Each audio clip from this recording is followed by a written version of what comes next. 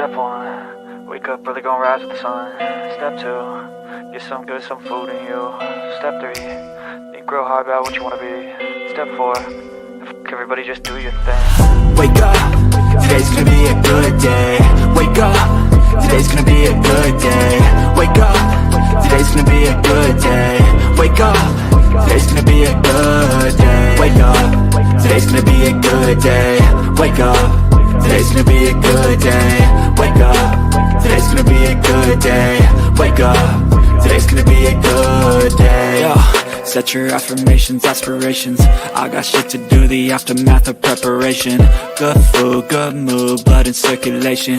One step at a time, yeah, that's how you make it. Set a goal you control and the steps you take them. I try to pick one thought, have some concentration. And if I make a mistake, it's called education. I try to do this every day, call it replication. Wake up, today's gonna be a good day. Wake up, today's gonna be a good day. Wake up, today's gonna be a good day. Wake up, today's gonna be a good day. Wake up, today's gonna be a good day. Wake up, today's gonna be a good day. Wake up, today's gonna be a good day. Wake up, today's gonna be a good day. So life ain't easy, yo, I think there's a reason though. Ups and downs, just like every different season, yo. Sometimes I'm high, other times I'm barely breathing, though. I always gotta fight and hide from the demons, yo. Negative thoughts are poison, they rot. Head full of flaws, so here come the clouds. They'll never stop unless I can swap all the bad for the good in my head when I'm lost. Yeah, so I'ma fake it till I make it. Positive thoughts are overtaken, I got patience. One day at a time is how you operate a cadence. A flow, you grow, you show yourself a foundation. Stay away from all the shit that causes temptation. I know that I like to do it cause it's sensation. I live my life in my head like a narration. Don't expect greatness, do my best, man, I'll take it. Wake up, today's gonna be a good day. Wake up, today's gonna be a good day. Wake up, today's gonna be a good day. Wake up, today's gonna be a good day. Wake up, today's gonna be a good day. Wake up, today's gonna be a good day. Wake up, today's gonna be a good day. Wake up, today's gonna be a good day. Wake up, really gonna rise with the sun. Step 2, get some good, some food in you. Step 3, think real hard about what you wanna be. Step 4, everybody just do your thing.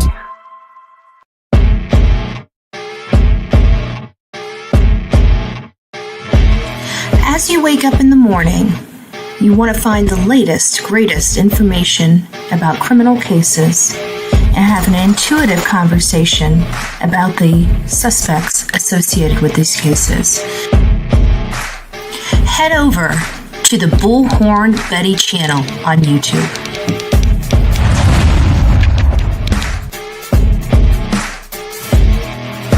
Get breaking news right here on the Bullhorn Betty channel. Welcome to the Bullhorn Betty Coffee Club. Enjoy your stay and enjoy your day.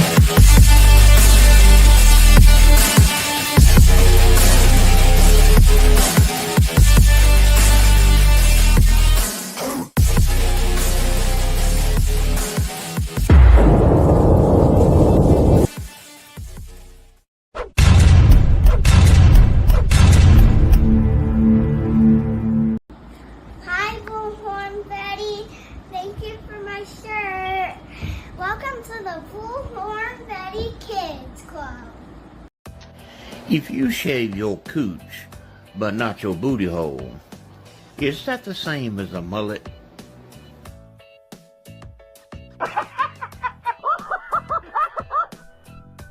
My tongue out her ass and left. I'm on TV. Oh shit! First cops, now this. Oh.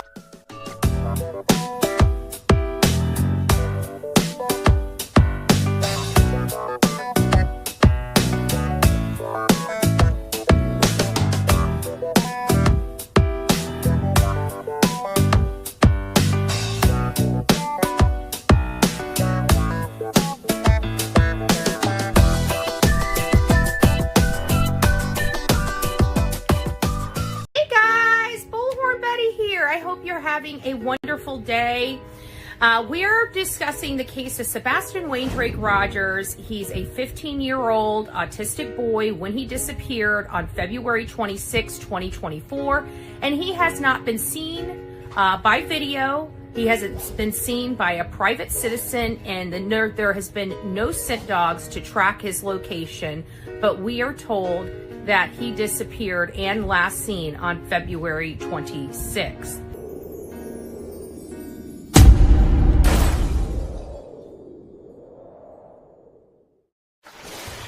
This child disappeared from inside an alleged locked home that has no signs of forced entry and no signs of him leaving the home. This tale started on February 26 when a call came in to the Sumner County non-emergency dispatch line around 6:33 in the morning. It was learned that Sebastian Wayne Rogers, an autistic and medically needy boy, seemingly walked out of his home and was never seen again. At least that's what we are led to believe. By February 27th in the afternoon, an Amber Alert was issued for Sebastian Wayne Rogers, alleging that there's a possibility of an abduction of this boy to have taken place. None of us were really clear at the time why this Amber Alert had surfaced, since they kept expressing that there was no possibility that led them to believe he was abducted. We fast forward to March 4th. March 4th was a critical and pivotal moment in this case, and that's when law enforcement decided to scale back their search efforts. This would have been communicated with the parents on March 3rd or before. On March 3rd, that was the first interview the mom and stepdad provided on a Duchess panel. On March 4th, they did their first mainstream media interview with WSMV. And both of those interviews were a little odd. We were unaware what had really transpired, and we were hanging on every word the mom and stepfather said. But there were some things that just didn't seem right. One of those things is their over-explanation of how he was not in trouble and how he had not been in trouble recently and how he had a good day and how they just are racking their brains and can't figure out why he would run away from home. Seth Rogers, the biological father of Sebastian Wayne Rogers, went to media and started expressing some concerns with the statements or the story that his ex-wife was providing. He just felt like something was off. By March 18th, on the Smiley's World interview and the subsequent interviews after that, such as Nancy Grace, it was clear that there was a meltdown between the family dynamic between the mom and stepfather and with Seth Rogers, the biological father. It seemed like the family unit that Chris and Katie were trying to proclaim was so great at the time of the son's disappearance has now have many public fractures in that facade. We still have no clue where Sebastian Wayne Rogers is, but what we do know is Seth has done everything we as the public expect. He's been out there looking for his son since day one. He's provided us his alibi and the supporting documents to prove his alibi, and furthermore has done a polygraph test on the Nancy Grace show, which was publicly released, identifying that Seth Rogers passed his polygraph test. So where do we go from here? The leads lead where they lead. Let's go through some of the information. We were told that this child had no history of running away from home, yet woke up in the middle of the night one day after having an amazing weekend and took off with not even his shoes on. We learned from law enforcement that there is no scent and no video of Sebastian on it, and there have been no eyewitnesses coming forward that have seen Sebastian since the infamous video at the Texas Roadhouse Grill.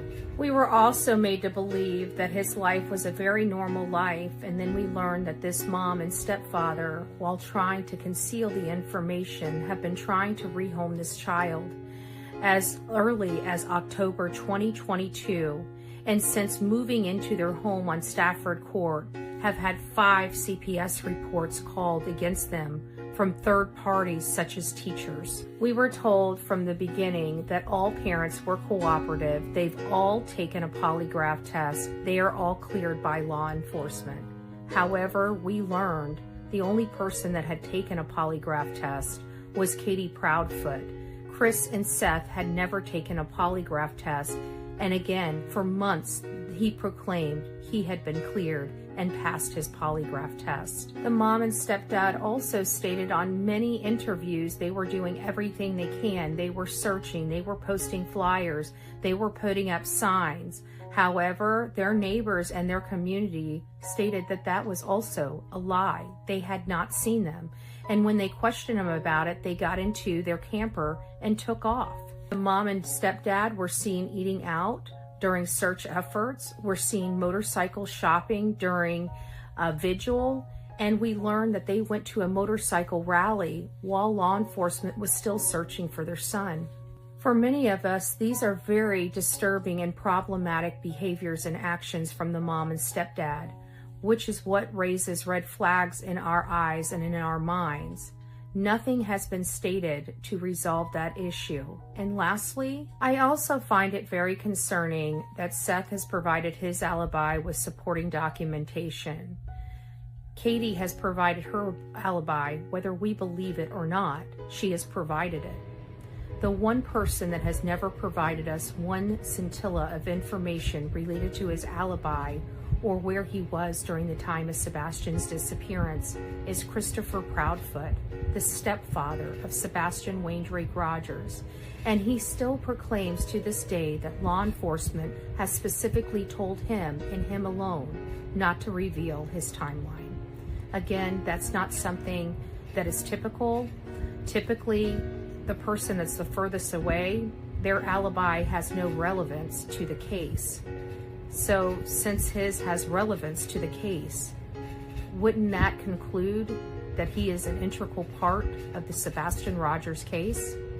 Let me know your thoughts. Don't forget to like, share, and subscribe to the Bullhorn Betty channels on multiple platforms such as X, Instagram, Facebook, here on YouTube, and hopefully TikTok if it survives January 19th. I hope you all have an amazing day. God bless each and every one of you that's watching this video. What we do know as fact, however, is that Seth has been searching for his son ever since his son disappeared. Seth has publicly taken a polygraph. He has publicly produced his work records. This man has done everything he could possibly do, including working with the FBI, working with me to advocate for his son, calling on the national media, getting Nick the Hat and Dog the Bounty Hunter, and we're here with what from the mom and stepfather? Nothing for almost 10 months. Shoddy searches at best, working with an unscrupulous PI, felons, and including one searcher utilizing substances, illicit substances, while searching for their son.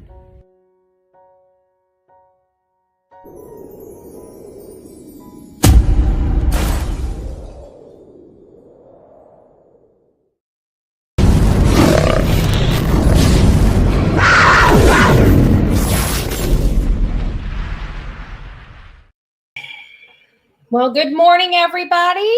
Happy Friday, TGIF. I wish we were here on better circumstances. I'm trying to do lighting when I don't have my lighting. Hopefully that's not pushing me out too much. But I feel like I'm a little too dark.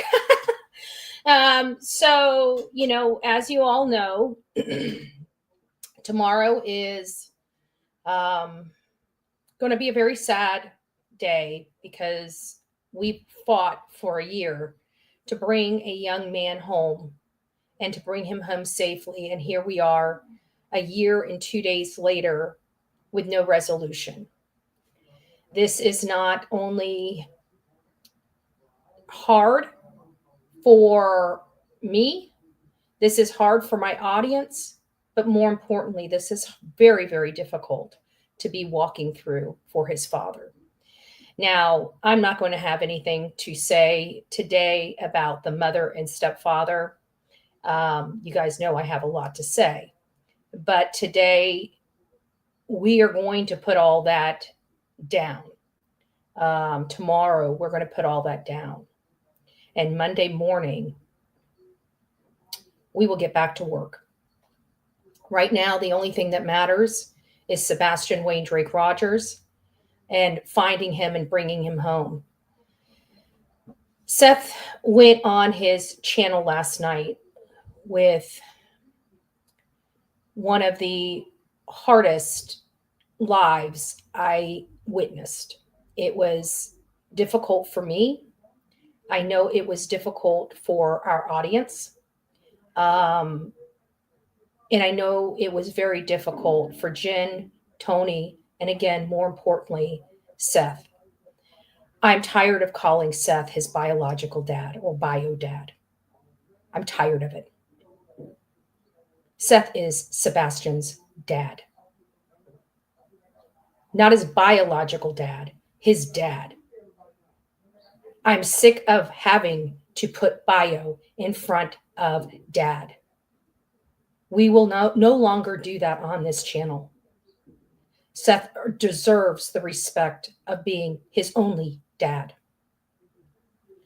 So from this point forward, Chris is just Chris, or POS, or child abuser, or whatever words you guys want to use, because we live in America for most of us, and we have a right to our opinions.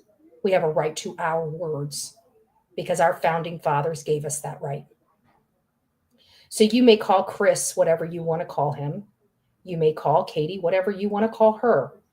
But on this channel here, Seth is dad.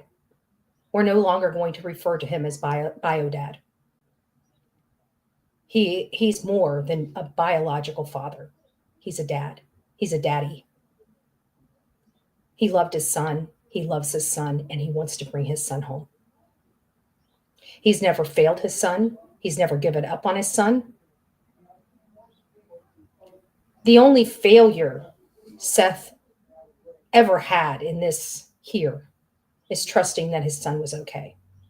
And trusting that if his son wasn't okay, the schools, law enforcement, child protective services, all would make him aware, which they did not.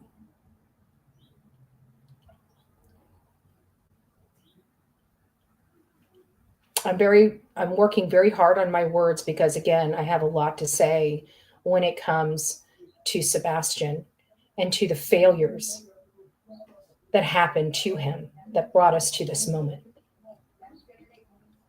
But what I can tell you is we have a father that loves his son that I've watched just break down. Personally, watch this man over the last year crack and break. And not from all the nonsense out here from these insignificant idiots that don't really have an education, that enjoy hurting people, enjoy being abusive to people verbally, mentally, and threaten physically. These are abusive people, abusive content creators. Let's call them what they are. Let's call them what they are. Seth Rogers has been at the forefront. If it wasn't for Seth Rogers, I feel so bad for where this case would be with Sebastian Rogers right now. If it wasn't for all of you, Sebastian's army, the green team, the people that come up here and fight every day to find the truth, we wouldn't be as far as we are in this case. Again, I have said this for months, there is something here that is beyond us because we don't normally cover runaway teenagers. Most of the content creators on this platform don't cover in-depth runaway teenager cases. Yet here we are. I have to believe that that's some divine intervention. And I believe that God has his hand in all of this. And I want to ask you all to keep praying. For those that can't come tomorrow, the one thing you can do, the gift that you can provide Sebastian and his father, is to pray over this situation. Pray for strength. Pray for answers. But more importantly, no matter how we feel about this case or how this investigation went, we need law enforcement. So we have to pray for them. We have to pray for their brains to work overtime, to piece this difficult case together to bring Sebastian Wayne Drake Rogers home. I've seen a lot of hate channels enjoy tearing a father apart. Enjoy it. You can see the joy on their face for hurting people. And then I look, and I don't know why I never saw this before. But why is this one content creator, her logo for her channel is her in a ski mask? Does a ski mask resemble the good guys or the bad guys? When you put a ski mask on you and you tout that as your logo, isn't that implying that you're a burglar, a robber, or some type of criminal? That's what's being alleged in her simple logo. Thank you so much. But Seth Rogers last night poured his heart out. And I can tell you, and probably not supposed to, but we all knew Seth needed to get this off his chest. He needed to speak to his team, which goes outside of his inner circle team. You guys, the green team, Sebastian's army, you guys are his fighters. And he needed to talk to you guys. And he didn't care what they were going to do to his words, how he was going to twist them. You know what he's doing? He's not hiding. He's here for his son. And so last night, watching this channel, his channel, and listening to him, it broke my heart. It makes you really see the polarization of his love for his son, keeping voicemail messages from all the way back to 2017. I don't know if I even have a message. I mean, I keep a lot of messages, but I don't even know if I have voicemails that I've kept of my mom. As many phones as we have gone through in our lifetime, to have voicemails from 2017 that he can refer to and listen to and hear his son, we all did. I think that's important, Black Hawk. We saw a man speak from his heart last night, and we did. I also want to thank, because we all were there for Seth. We were all there to support him. And we had Tony and Jennifer Coffindaffer on screen with him. And they were there for support and insight. And I couldn't think of a better live of someone talking about their son with dignity, respect, honor, caring for him, wanting him, needing to find him, impressing upon the people that are here for the good reasons. Do you think that that was a mistake that he let you guys hear those voicemail messages? It was not. Because he needs each and every one of you to remember his son is still out there. And we all need to continue our search and to continue to fight for Sebastian Wayne Drake Rogers and not allow what happened to continue. I also want to put a caveat on this for anybody watching. If you know something, please come forward. I don't care who your loyalty is. This is a child. What kind of monster keeps something to themselves that can help a child? Seth Rogers is a dad. He's not a sperm donor. He's not one of these whack jobs that we see in the frickin' news that had nothing to do with his son, got a woman pregnant and threw her and her son out, like we see over and over again with a lot of men in this country. He's a good father. He is not a perfect father. And I want any perfect person in my chat to please raise their hand, because I would be honored to be in perfection. Honored.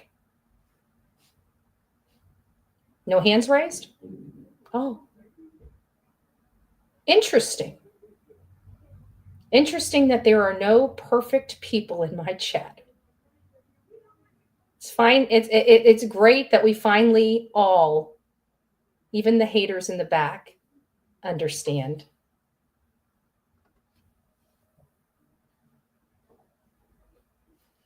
Because I can tell you, the likes of some of these people make me question how they could even look at this man and say he's terrible, especially when you see history. But at the end of the day, this is about Sebastian, and we are going to honor Sebastian.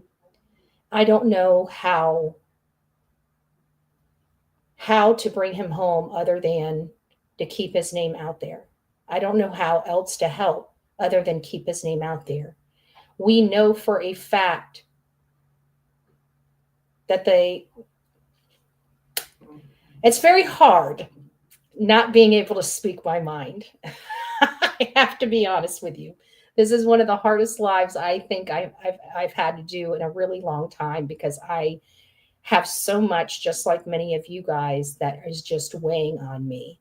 And I feel like it needs to be spoken. But I'm also one of those people that know that there's a time and a place for everything. And this is not the time or the place.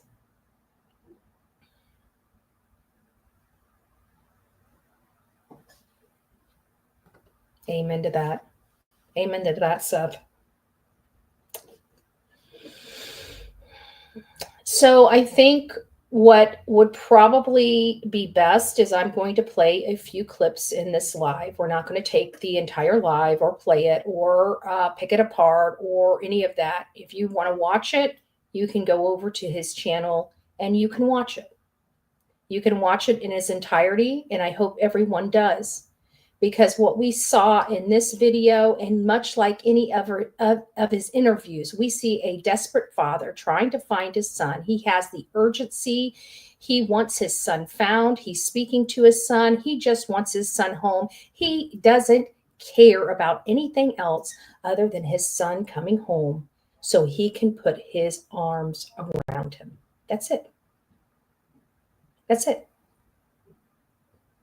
How can somebody that's doing that be so terrible? Because he's not. He's not.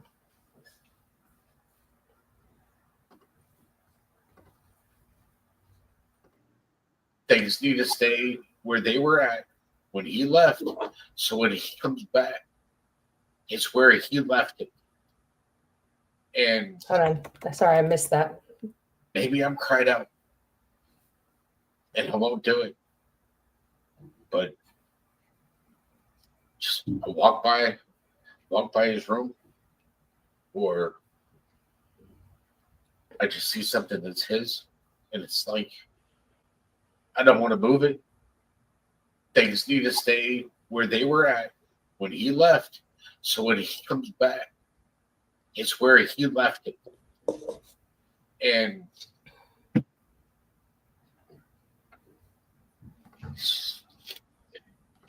I just want people to understand that this is very common in cases. This is not my first case I've covered of a missing child. We've covered a lot of cases over our years here on these platforms and, on other platforms. Like I started on TikTok before I ever came here to YouTube.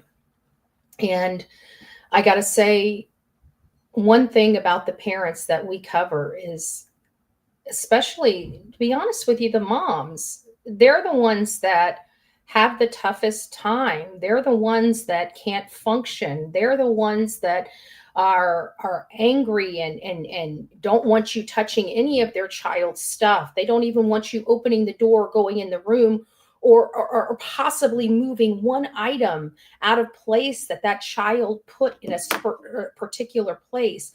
But we have that in Seth. We have that in Seth. Seth is the one that is really picking up this torch and leading the way in the fight for his son. He's not taking no for an answer, and he doesn't really give a crap about people talking shit about him. Does it bother him? Of course, he's a human being, right? That's looking for his son. That's in the worst time of his life, where he's got people that are attacking him for searching for his son and keeping his son's name out there. I have never seen anything like this before.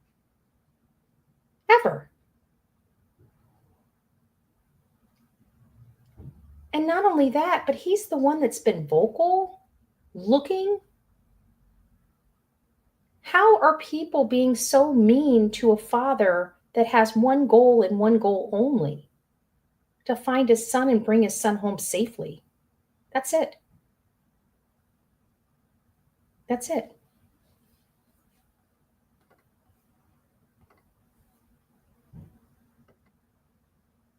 Jen, I want to go to you for a minute and give Seth a chance to just decompress for a second. First thing I want to say is I think a lot of times, Jen, that people take having access to you for granted because you've now become this quasi content creator. I want to tell you guys something. One amazing thing about Jennifer Coffindaffer.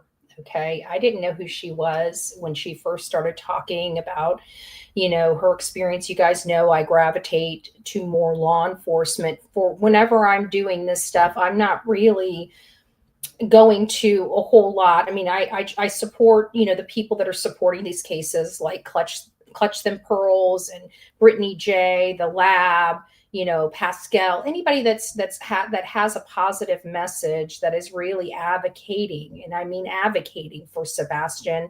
I go and support their channels, even when they're not talking about Sebastian. I support those channels because they are an integral part of the true crime community. But I've got to be honest with you that, I typically, for thoughts and theories and opinions and things like that, I typically go to these more law enforcement channels like Jennifer Coffindaffer. I've learned about the Deception Detective, but prior to that, before I really had disdain for, what's his name, Duty Ron. And then, I've had a little bit of, nothing like disdain for police off the cuff. But some of his commentary really rubbed me the wrong way because I am a freedom of speech, freedom of press type of person. And I know law enforcement doesn't like it. Okay. But it's our right. And it's instilled in our Constitution for a reason. And so I don't like, there was something that the police off the cuff said when he was doing a scene. He had media there. This is back probably on all fairness, probably long before social media was ever around, right? And he talked about having, running the press off the scene. And it's like, yeah, not happening with Bullhorn Betty. Okay. I'll be on public property outside of the line, but nobody's running me off. Okay. If I'm out there, I'm out there. And but those are the types of things that rub me the wrong way, because I know, and I understand it too. It's not like I'm dogging it, because they have a job to do. I mean, I'm not. We know that they have a job to do, but so does media. Media has a job to do, and it's kind of like this cat and mouse thing at times, not all the time, but at times. And I understand that social media gets law enforcement heartburn, because we truly believe in freedom of press. That means we don't believe our government should be telling us what we can or cannot say. Okay. And they like to kind of, in part use media at times to deceive people. And us here on social media don't really like it, right? We're not in the business of deceiving our audience, because our audience is the ones. We don't have big round table, people out there. We have you. You guys are supporting our channels to find the truth, right? At times, I will be honest with you. If I stumbled across a piece of evidence that was that went directly to the integrity of the case, and law enforcement told me, and not told me, but asked me, say, I can't stop you from showing this, but we really, really could use your help not to put that out there. In all fairness, I wouldn't put it out there. But what I wouldn't do is I wouldn't intentionally deceive my audience. I just wouldn't talk about it, However, in this case, there were some information that was leaked by a news guy that did go to the integrity of the investigation. And while we do appreciate that contribution, because it enlightened all of us, it's still, it still caused a lot of problems. But Jennifer Coffindaffer, she's an FBI agent. She's retired. She's got a lot of experience under her belt. Now, just because she has an opinion and she's had experience that went one way, it's just like everything, right? It doesn't mean that that's going to be the exact way things go from case to case. That's just her experience and her knowledge where they would be typically in a case like this. It's an opinion. And people try to dog her for an opinion and then sit up on their platform and say they are entitled to their opinion, but somehow everybody else is not. I digress.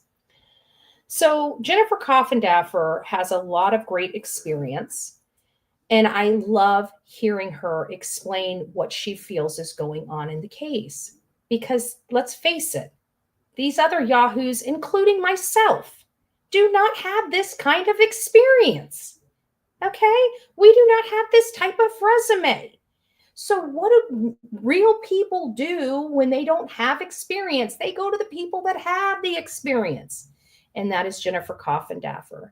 She, and what Tony had just said about having access to her, this is what is so amazing about Jennifer. She is always reachable and she's always approachable. That's what I love about her. Police off the cuff, forget it. Duty Ron, forget it, right? An array of other law enforcement, forget it. But Jennifer is beyond reproach. And people do take the access that they have to her, and they take that for granted. And I would never, ever, ever want to take something like that for granted, because she has a wealth of knowledge. She's an amazing person. You can just tell she excuse my language, I would say she cares, but I think it's more than that. She gives a damn times 10, times 100, times 1,000. This is not just a number. This is not just a face for her. She's dived into this case. She's put some real time in here to help us kind of navigate where we could be. A lot of the stuff related to law enforcement protocols and procedures have been provided to me by approachable law enforcement, people that have sat down with me, people that have explained things to me. And this is long before I ever knew Jennifer. And to have a content creator, one that has her pedigree, her resume, and has access to mainstream media, we don't know what a blessing Jennifer Coffindaffer is to the true crime community. We really don't. But she is a blessing. And I can guarantee she's a blessing to Tony and she's a blessing to Seth, because I'm sure that they have called her and said, what does this mean? Right? Or something. I don't know that for a fact, but I have common sense. I have to assume that there's been times that they didn't know what a process was that Jennifer might have had some insight on. So she's been a blessing to this entire case. And it really upsets me that people would be so nasty to her. I go into her chat room, whether you see me there or not. I go in there, I listen to her. I see some of the comments that are said to this amazing woman, a mom, the abusive comments. I want to make sure that we start using what this is. Okay. For some reason, when things go on behind closed doors, it's abuse. But when things are on social media and people are doing this stuff in the public, it's okay. No, it's not. It's abuse. And anybody that's capable of abuse is capable of abuse. Period.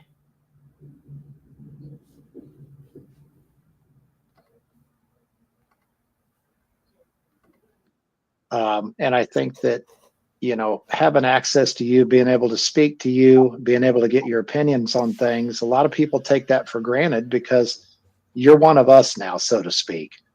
But I want everybody that's listening tonight to understand, and Jen, I can speak on a personal level. You and I became friends working another case together, and have maintained a friendship, all the way through today. And I'm blessed to call you a friend. But beyond the personal side of that, guys, when you have somebody with Jen's resume that has done what she's done, it doesn't really matter whether you like her or you like her channel or any of that. And quite frankly, Jen doesn't care any more than we do. And that's what it takes in this world of uncertainty is people that have their eye on the mission, not the noise. And that's one thing. I know sometimes we get pulled a lot of different ways. It happens, right? But at some point, you still have to refocus and get back on the mission. The only mission here, okay? The only mission here is finding Sebastian. That's it. That's the only goal. Isn't that wonderful that we don't have a huge list of things that need to happen, right? We only have one. We only have one objective, one goal, one mission.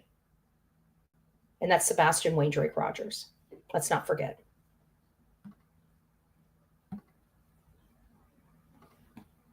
But what I think that you have to be grateful to have is her as a resource and listening to her take on things, because quite frankly, it's not an uneducated take. It is a very, very educated take. It's based on years of experience. It's based on resources that have been available to her over time. And, Jen, I'm just eternally grateful that we have you as an ear, as a friend, as someone that when we don't understand something, we can call you and say, hey, does this sound right to you? See? And that's probably where I got it. It was probably from hearing that last night. So, that explains it. She's a great resource. And it really upsets me when people are nasty because it's just unnecessary. So let me go ahead and get here. I want you guys to hear Jen, and then we're going to go and move further in this interview to some other stuff. Now, again, if you guys would like to see this entire show in full, if you missed it last night, here's the link. I'm dropping it now. Please go over there and check it out. because again, this, I think, if anybody's here, truly here for Sebastian Wayne Drake Rogers, they really need to see this. They really need to hear this. They need to hear this father's plea for help and this father's plea and longing for his son. It's important. Rogers, even with all the noise. And so bringing it back to him, I want to say that with all the cases of the missing, and we're all very active in all these cases. I post about them daily and talk about them daily. And Sebastian is so special. I don't want to say anything negative about any of the other missing. I just want to say, how did he become so special? And that's where I truly believe it is divine intervention. I believe something well beyond us. Well beyond us. Oh, you spend all your time to come in here. Go back to your child abusers. Have a great day. Go back to your child abusers. We know you're not here for the right, the good, or to help. But I've got to tell you that this has been very difficult, and we are working very hard. Like I said, you know, this little breather, this little break it's not something I have to do. It's something I'm doing to honor Sebastian. And Sebastian needs to be first and foremost. We are not going to back down from this. We are not going to be intimidated from our goal to find Sebastian Wayne Drake Rogers. And we're going to continue to follow the law as the law is written to carry out those duties.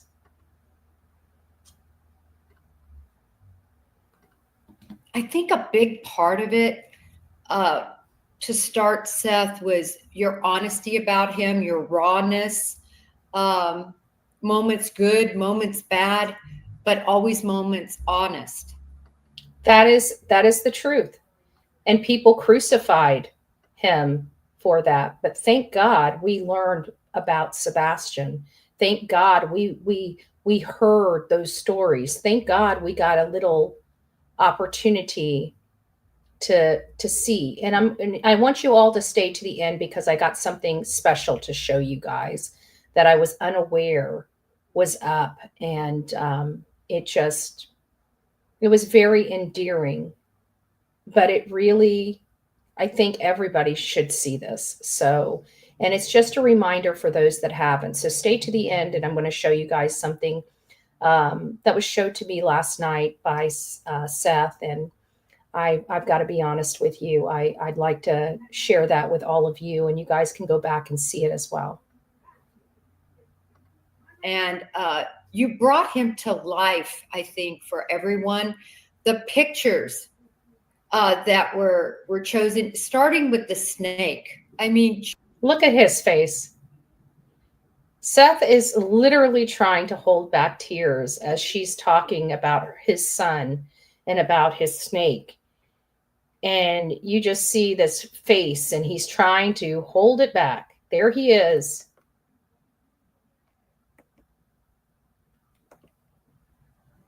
He's there, he's strong, and then you start seeing him break a little bit. Just the draw of that. I mean, for me personally, we had a ball python named Jackie. My son is the exact same age as Sebastian. And for all of us that have a child and a son, particularly one that age right now, of course, this is so touching. But not only that, it's like the life in his eyes. I posted because I had seen for the first time, I heard his voice with that green tea. And I got to tell you, that moment was tough, and it had to be tough for anybody who has a heart. Because you could see that exactly how you talked about him, that you were just honest. You're like, he's kind of quirky. He's funny. He is interesting. And Sebastian was so much more than any of us will ever know. And he needs to get back to his life, and he needs to become the man he's meant to be. So that leads me to my next question. I don't want to cut you off, but you walked right into it.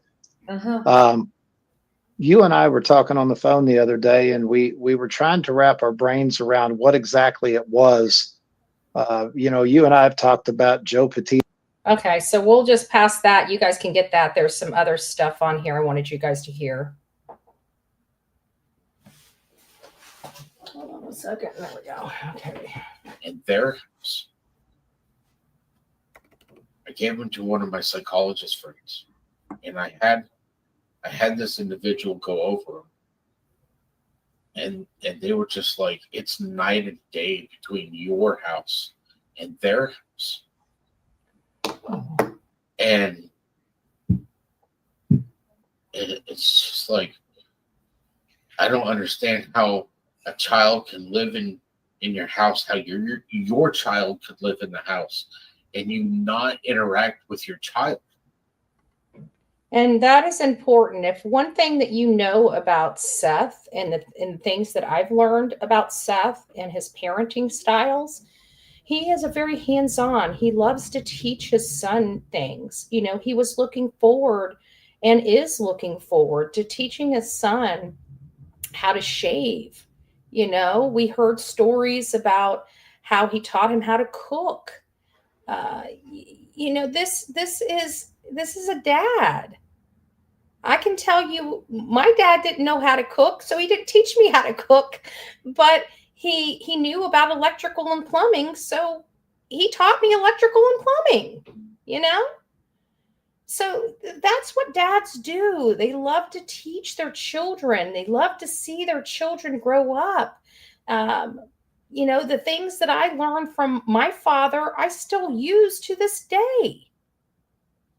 I still use those skills to this day, not just for me, but for others. I remember there was a friend from high school, and her man, her father's kids was, kind of on substances. She was going through cancer. She hasn't been working because she was going through cancer treatment, and her fan broke, and she had no AC. And so I went over there and installed a fan for her. Do you think I would have been able to do that without the skills that my father taught me? No. But I was able to help her in her time of need with something as simple as wiring a fan, because an electrician was going to cost her $225 and she didn't have it. Fathers and mothers love to teach their children things.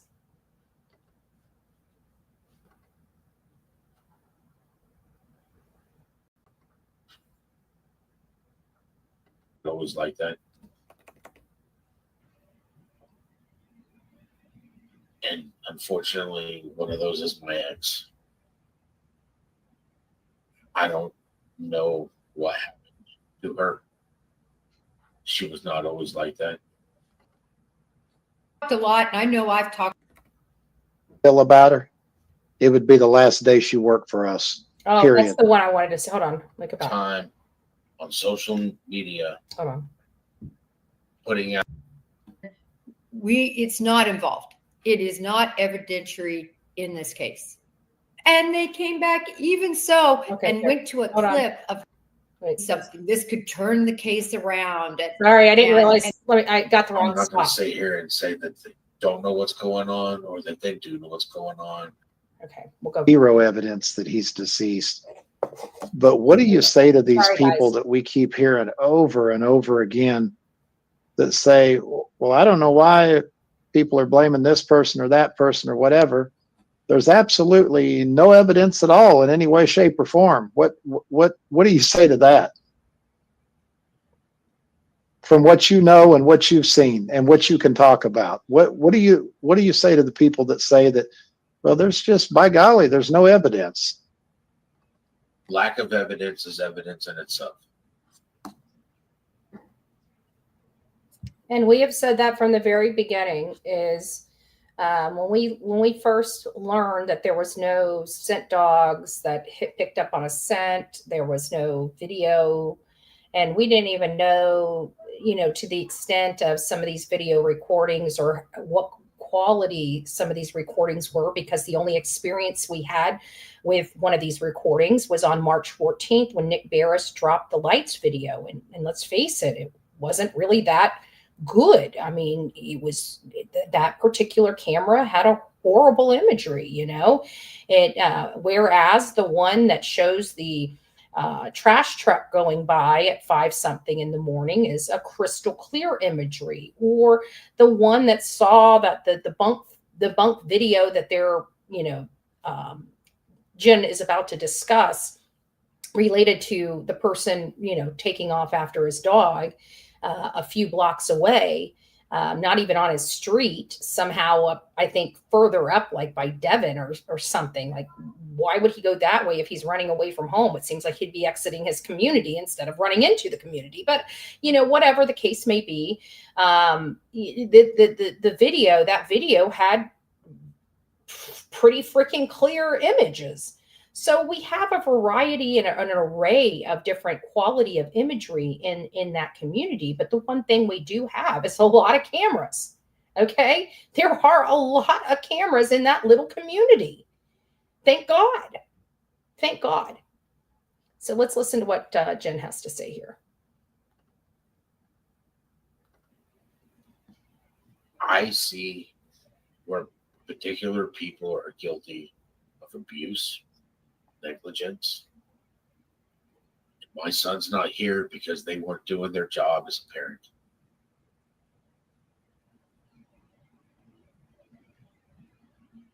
They don't.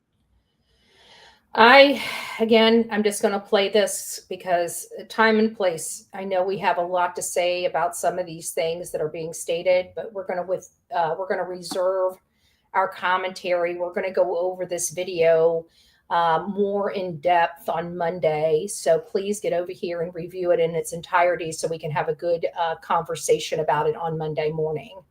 You don't deserve children. And unfortunately, one of those is my ex. I don't know what happened to her. She was not always like that.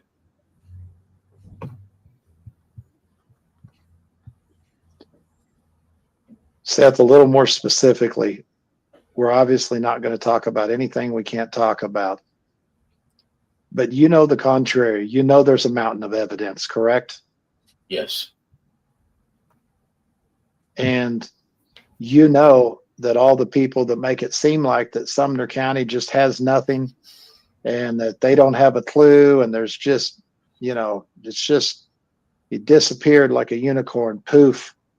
None of that's true, correct? That's correct. Children don't just disappear. Sumner County hasn't been fooled here, have they? No, they haven't. Sumner County has not been fooled here. Those are some pretty strong statements. I just want to take a few moments just to think, because we didn't have an opportunity to do that this morning, to thank the people that are participating this morning and helping with this channel. I want to thank Michelle, gifted a Bullhorn Betty membership. Please don't forget to tell Michelle if you received your Bullhorn Betty membership. Thank you. Melanie, as always, happy Friday. Betty, Delilah, mods, and chat. Love to you all. You guys rock. Thank you so much, Melanie. God bless you. Lady 7 Up, I love you. I love you too, honey bunny. Thank you so much for the super chat. Dreamer G is saying Sebastian's army. Amen to that. Where would we be right now without this coalition of Sebastian's army? Let's face it, that's Seth himself created. Where would we be right now without this army? Where would Sebastian be? Where would Sebastian's case be without this army? Thank you, SRK. God bless you. 9 months. Holy smokes. Holy smokes. Valerie, 5 months. Thank you so much for your love and support. Hi, BHB. Sebastian needs to come home to his dad. Amen to that. Amen to that. And of course, Amos Liz says the same thing. Amen to that. Thank you. God bless you. Oh, look who's in the house. Governor Pincus. It's nice to see you, love bug. Thank you for being a huge part of finding the truth and being an anchor and staying godly and faithful to this community. I sent you an IM. Please read. You don't need to do another super chat, but would you mind telling me where you sent the IM? Is it Twitter, Facebook? I just want to make sure I go and check the right area. Prayers for Seth. Thank you, Betty. And one of my mods, because I'm on this side of the channel, if you guys see Governor Pincus response, please screenshot it and send it to me. I'd greatly appreciate it. Let me get back here. Alita, it's nice to see you, love bug. Prayers for Seth. Thank you, Betty. Amen. Amen. Amos Liz, sometimes we hold others to higher standards than we do ourselves. It's a shame. Amen to that. Lady Justice, Lady for Justice, gifted 2 Bullhorn Betty memberships. Please don't forget to tell Lady Justice if you received your gifted Bullhorn Betty membership. Thank you. And thank you, Lady Justice, for your continued love and support. And Serenity, it's nice to see you, honey. Last night I could hear and feel the love and pain Seth is feeling. I did not get that listening exactly.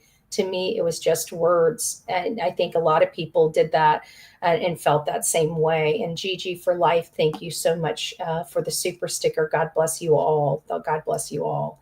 But, coming back to this in life, I think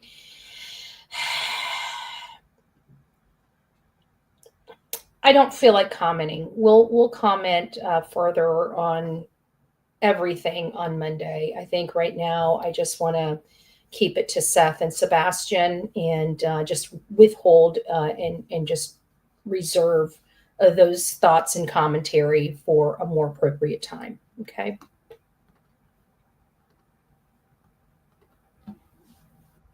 They have not.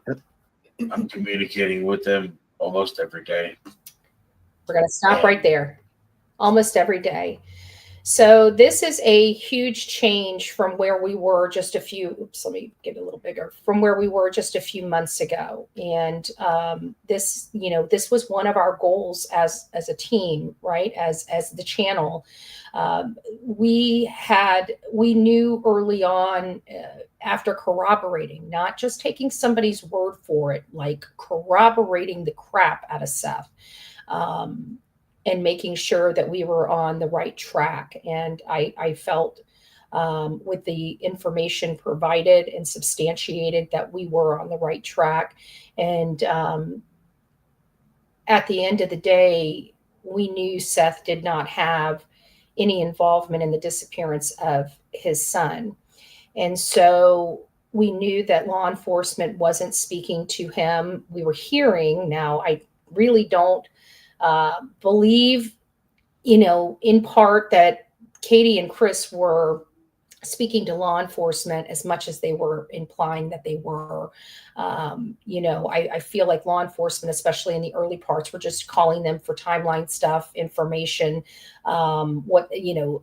supplemental information as stuff happened. I have to imagine that was more in line with what was really happening, but I don't know. I wasn't law enforcement. I don't know who those people are.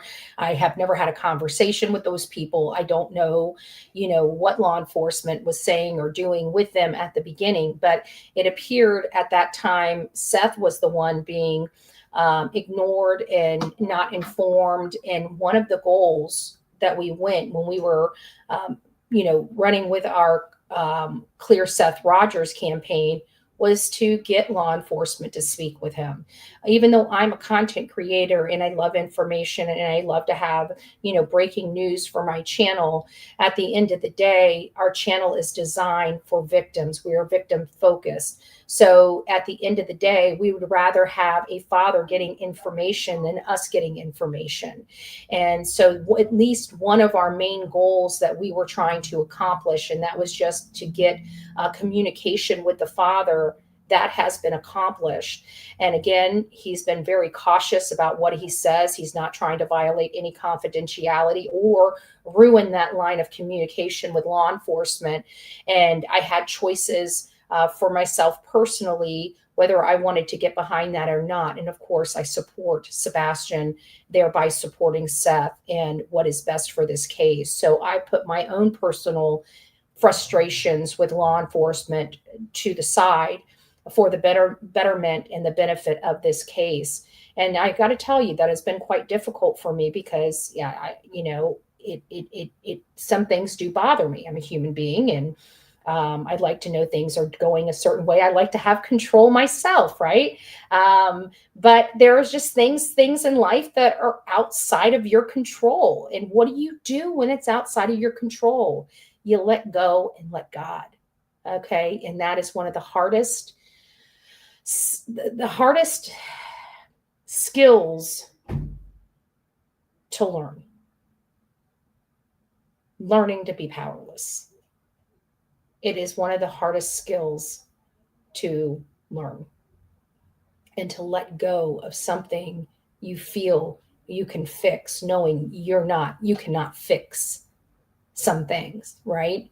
But it's that fight in you, right? In a situation like that, you just kind of have to let go and let God. And that's where we are with my baggage in this case. And so now that leads me an opportunity to focus solely on what's the benefit of Sebastian and his father.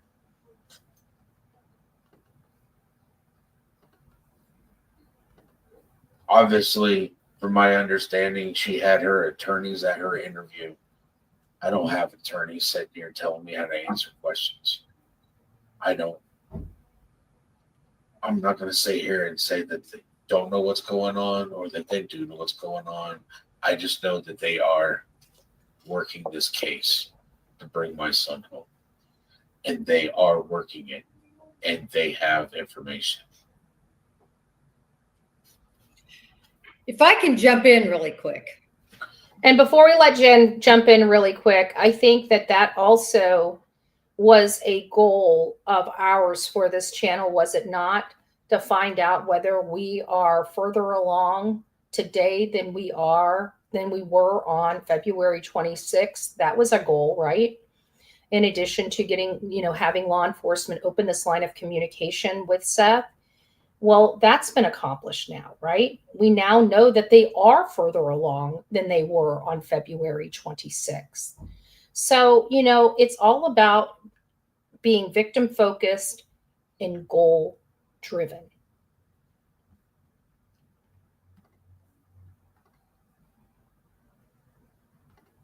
Sure. I saw I need to blow my nose. that I actually not just an interview, multiple interviews on a local station, I'll just say. I have never seen anything so misleading in many investigations. For those of you who may not have watched it, it was unbelievable. Nick Barris, Channel 5? No, it was. Okay. And I won't even say the channel, but they literally had on the Proudfoot's paid private investigator, who, in my opinion, and this isn't about him, it's about the misleading information that was broadcast. It was shocking to me about the video. The shadowy figure. And, this could really mean something. This could turn the case around. And then whatever actually happened to good journalism? So many. Now you know what invented social media, right? Human beings are very resourceful. And I have to think that a lot of us come here. Many of you guys know my sister is part of mainstream media. And, it's a tug and pull, right? Because they're not as free of a press as many would like to think when it comes to mainstream media. That's my point. And I did not want to be Maine. Never have.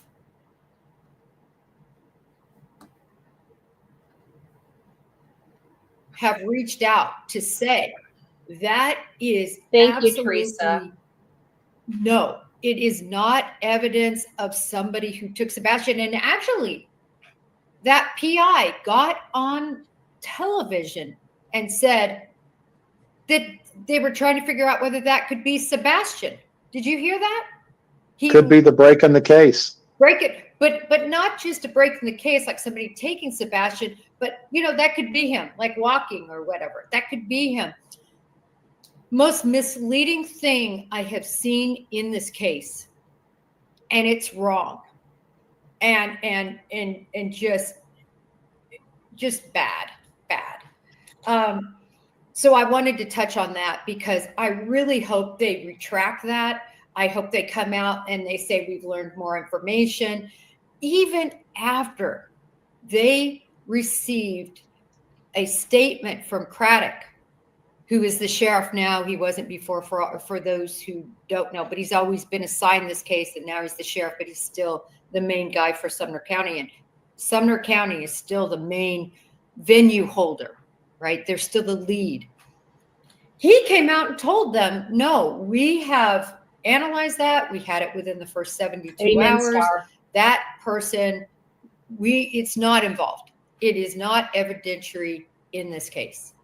And they came back even so and went to a clip of the Proudfoots. And then they responded, well, no matter what they say,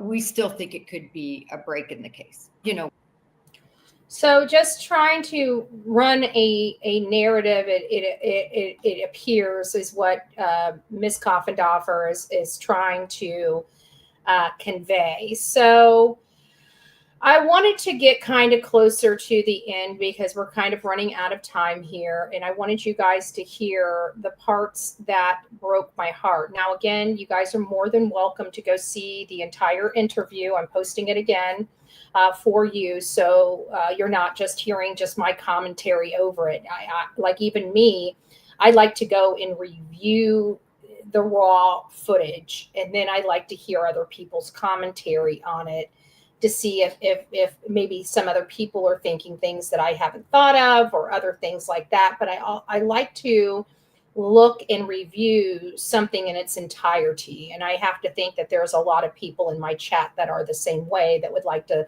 see the whole thing in context, not have bits and pieces cut up here and shown here and stuff like that. So please go over there and check out the full interview. And you can see that on Sebastian's dad's channel. I think it's right about here is when we start. And so I took away some of his toys. Okay. Oh, this is about the toys. Don't touch any of the stuff that I bought him. Okay, let's just go back. And he would clean the house. It's not that he's going to do, a perfect job, but what teenage boy does a perfect job? We're thankful if they just get the clothes in the hamper. Let's be honest. He's going to pick things up. He's going to organize it. And he's going to ask me where things go. And so we're going to communicate. And he's going to learn some organizational skills. And then he would find money. And he would be like, I found $5. Okay. What are you going to do with it? Put it in my wallet. Sounds good. Put it in your wallet. I've got a jar You find change, put change. You find change around the house, put it in the thing.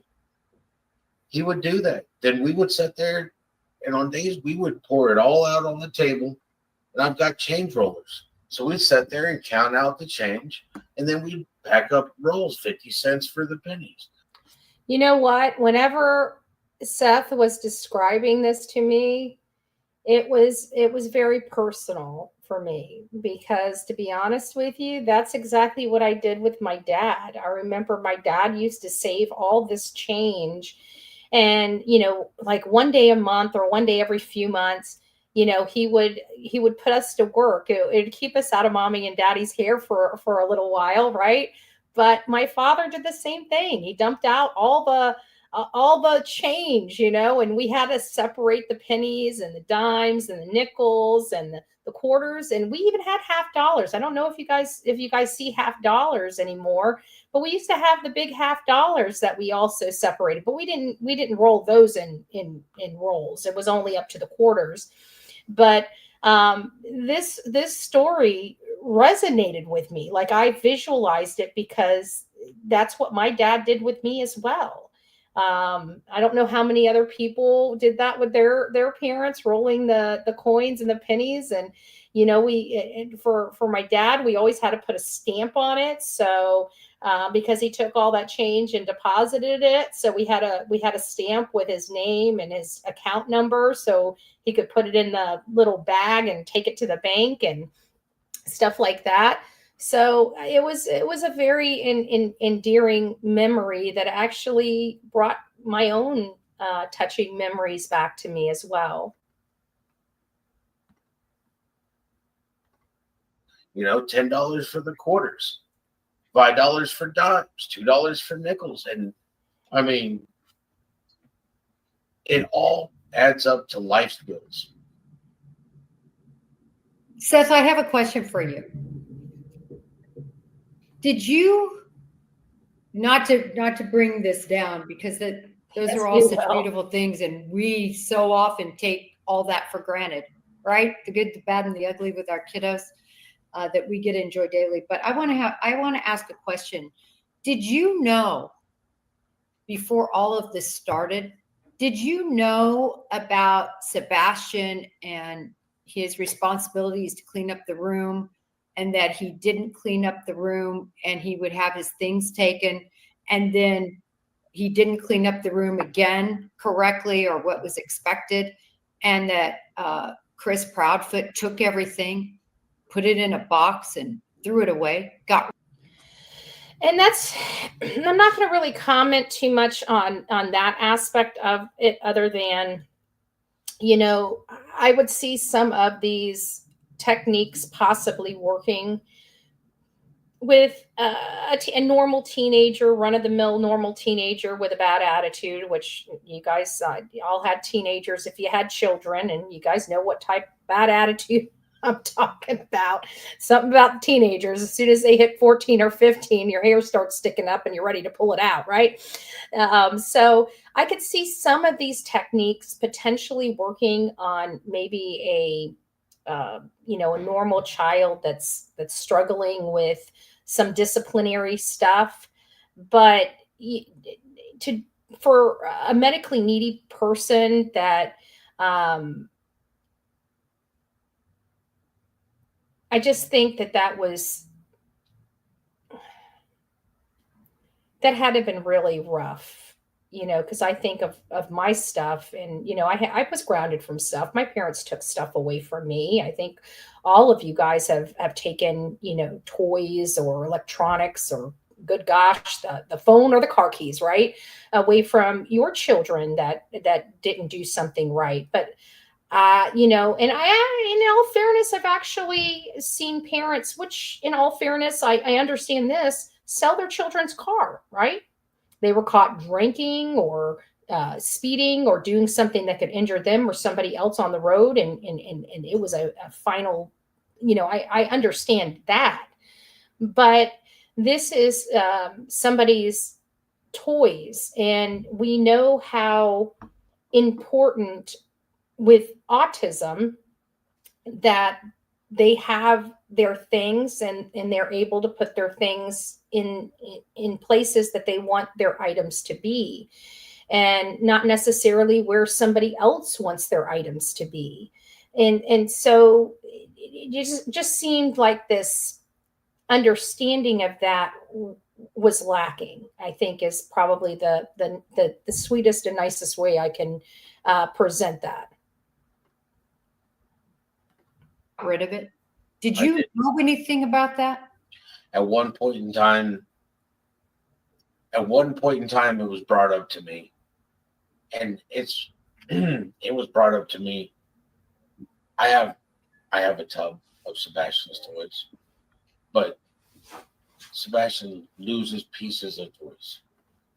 So he's got an arm of a figurine in the thing, or he's got, he's got the zip cord for the Spider-Man, vehicle. And it's like, he wasn't listening, so I took away some of his toys. Okay.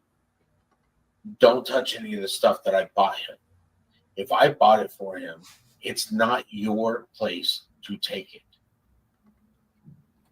Don't take it away. Don't throw it away.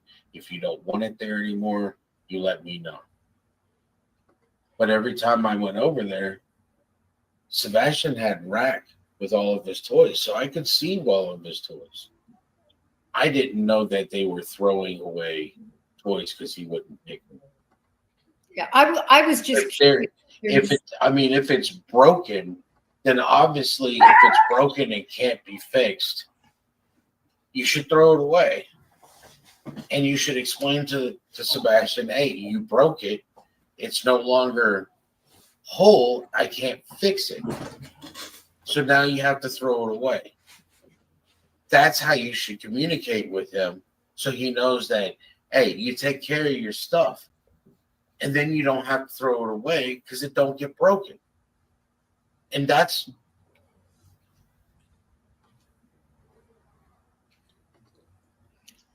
right.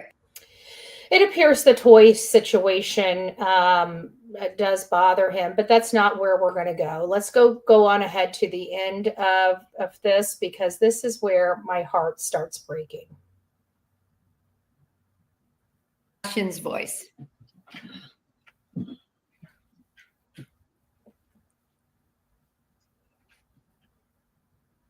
And I don't know if you guys can see this, but his eyes are super red right here. You can tell he's been rubbing his eyes quite frequently, even long before he ever came on the live. I can tell you guys personally, he's not doing, he's got a strong face and he's being strong for his son, and he has a lot of hope and determination and passion to find answers and to bring his son home safely. But don't think that this is not killing him. It is. We need to pray for Seth. We need to make sure Seth stays in our prayers, because he needs strength. He needs strength. This is so cool that you kept these.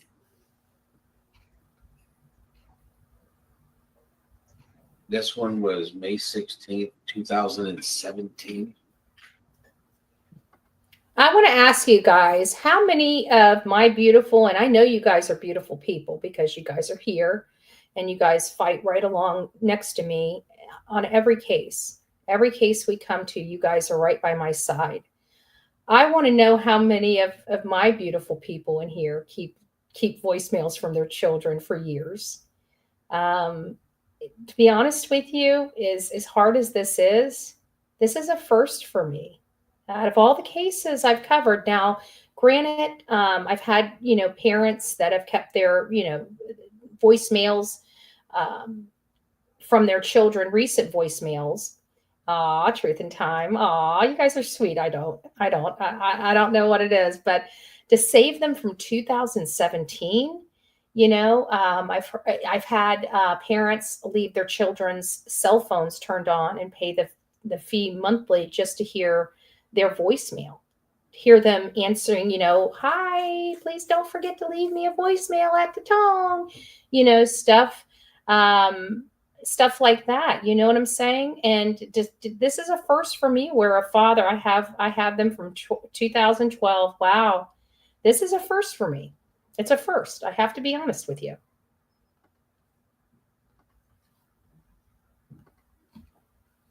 I don't know if you guys can hear this or not, so you have to let me know if you can. So, just needed to call him. Hold on.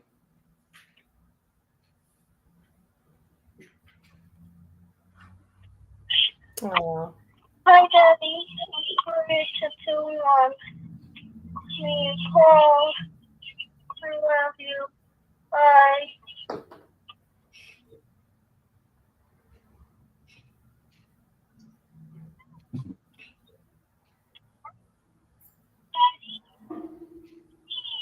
My mom does too, Deanna.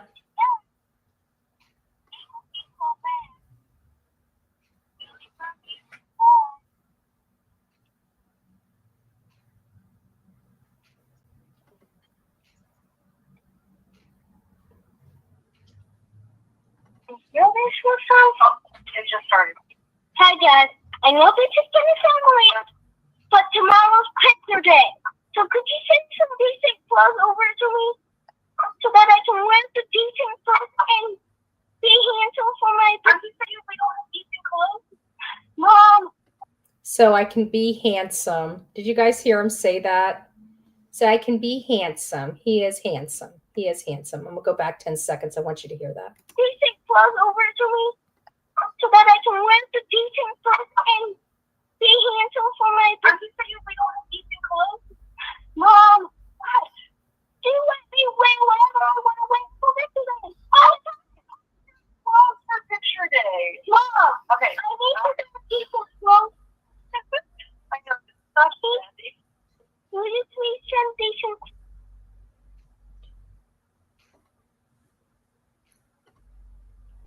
I can tell you, you can see everybody's face. Tony's in tears.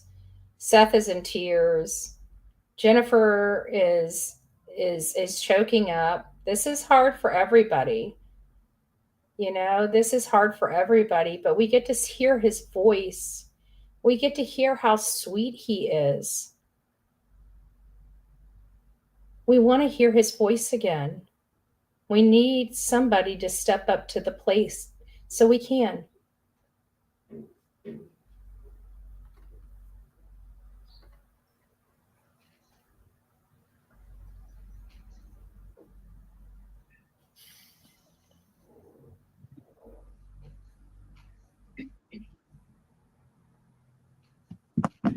Thank you, Seth. I'm sorry. So his voice hadn't changed yet, or had it changed by the time he was 15? It did. His voice started to change about 14 and a half years old.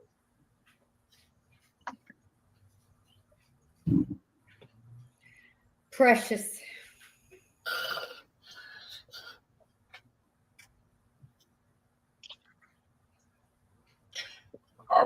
I can't do this anymore. Bye, Seth. Thank you. Thanks for sharing your heart.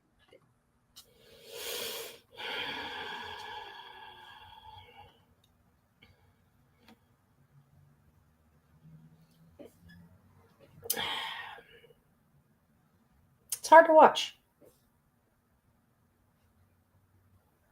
It's hard to watch. There is not a place that Seth goes that people doesn't know his son is missing. He wears it on his shirt. He talks fondly of his son. He posts flyers. He advocates every opportunity he has to let people know his son is missing and he's desperate to find his son. This is really, really, really difficult. Thank you, Feisty Mama. Thank you. I'm going to go over all of your stuff, all of you guys' stuff just again in just a few moments. No matter how much you despise the other parent, you never take a child away from the other parent. I agree with that. And I also don't like when parents talk about the other parent negatively in front of the children.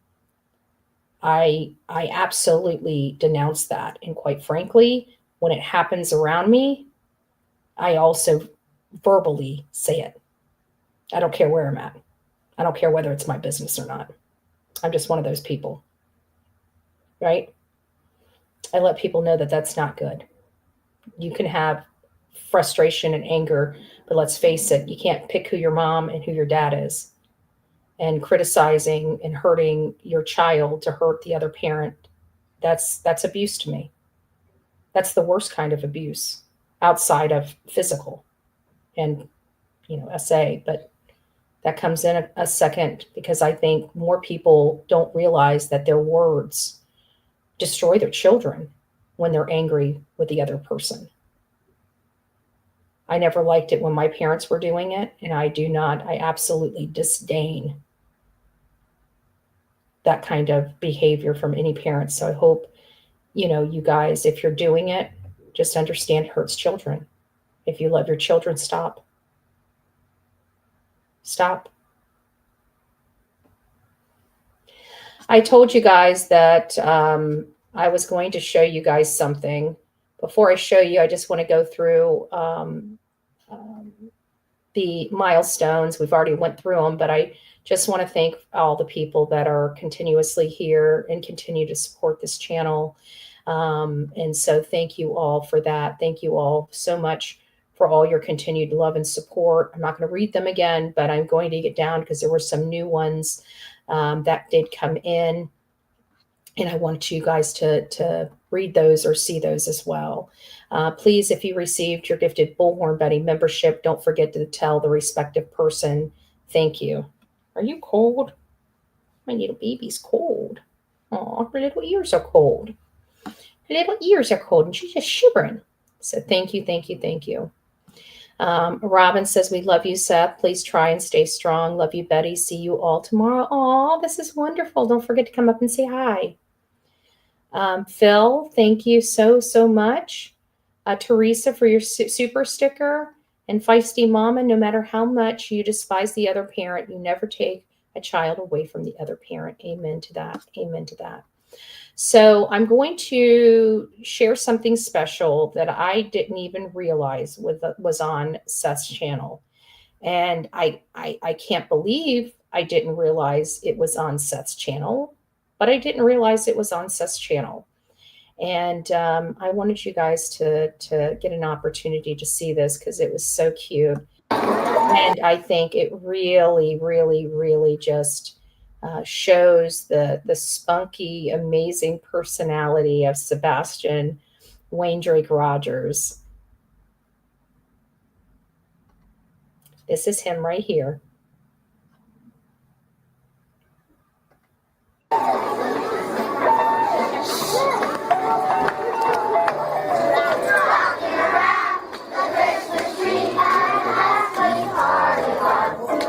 That's where you can see every couple tries to stop. Rocking around the Christmas tree, let the Christmas spirit ring. They will have some pumpkin pie and we'll do some caroling. You will get a sentimental feeling when you hear voices singing, let's be jolly, yeah. All in holly, rocking around the Christmas tree, have a happy holiday. Everyone dancing merrily in a new old-fashioned way.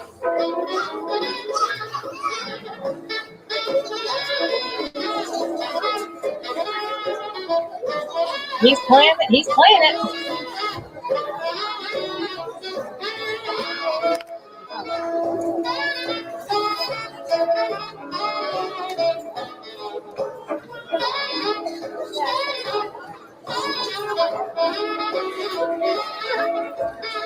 You will get a sentimental feeling when you hear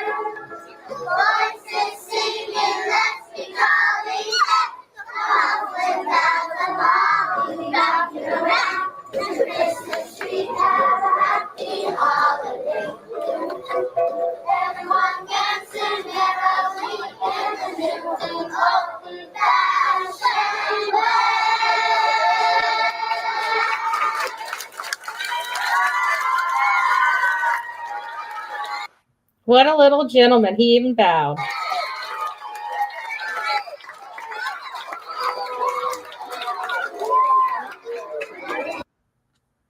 That was just absolutely precious. And I know that today has been a very hard day to listen to these voicemails, to watch these videos.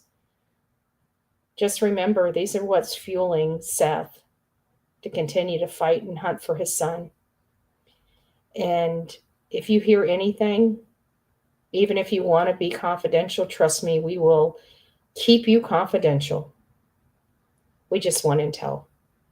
We want to know where Sebastian is, and we need the whole world's help to bring him home. So if you have any information, there is a lot of money, almost $400,000 for someone or people that have information to bring Sebastian Wayne Drake Rogers home safely, or for the successful prosecution of those that are responsible for his disappearance. While I never want anybody profiting off a situation like this, we are happy to do it if it brings Sebastian home and brings him home safely. So hopefully somebody out there seeing these things, tearing at your heartstrings, will finally break your silence and have you come forward. For those that have direct knowledge of what happened, go for immunity. Go for a plea deal. Let's put this to rest. Do what's in your best interest, because this is not going away. This is not going away. We are stronger now, a year after the disappearance of Sebastian, than we were at the beginning.